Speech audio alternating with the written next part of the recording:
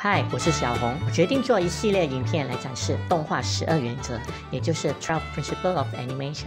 动画12原则是由伟大的动画师 Frank Thomas 和 Ollie Johnston 所著作。第2原则，预备动作 Anticipation。做一个动作之前的动作称为预备动作，它通过特定的动作来让观众有足够的时间预测下一个动作是什么，同时让整个动作看起来更有能量、更真实。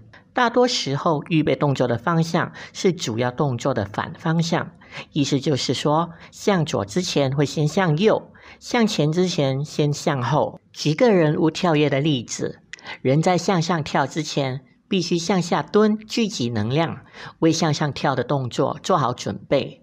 就像弹簧在释放前，会先压紧。我们在看这个没有预备动作的例子，它看起来非常不真实，因为向上跳的能量不知道从哪里来。另一个例子，拳击，为了给这一拳打得更有力量，并且向我们观看者传达人物 B 即将拳击人物 A， 他做了先向后伸手臂的预备动作，然后向前猛击。相反的，没有预备动作的拳击显得非常弱，没有力量。你也会在许多动画片中发现，人物在向前奔跑之前，都会向后做预备动作，聚集能量，再向前冲。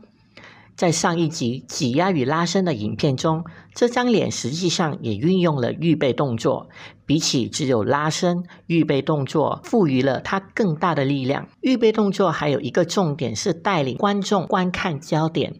如果人物要从口袋里掏出东西，他把手伸进口袋之前，做一个很明显的预备动作，主要是让观众注意到手和口袋，否则观众可能会错过或不知道东西从哪里出现。重要的是，人物绝不能同时做太多动作，避免观众混淆。再来，假设右边即将发生一些事，人物可以透过眼睛和头部指向该方向来做准备动作，带领观众，让观众尽可能更容易地了解正在发生的事，而不需要重复看几遍才了解所发生的事。更进一步的预备动作，实际上可以一个以上的动作，我们称它为多重预备动作。让我们回到拳击动作，这个动作只有一个预备动作，分为开始动作、预备动作、结束动作。现在让我们看看这个人物实际上正在为他的预备动作再做多一次的准备动作。人物通过向前，接着向后准备动作，最后再向前出击，整个动作才算完成。最后做个总结： 1. 在做一个动作之前要添加预备动作。 2. 大多数时候，预备动作的方向是主要动作的反方向，也就是向左之前会先向右，向前之前会先向后。 3. 让预备动作带领观众观看焦点。 4. 预备动作可以有一个以上的动作。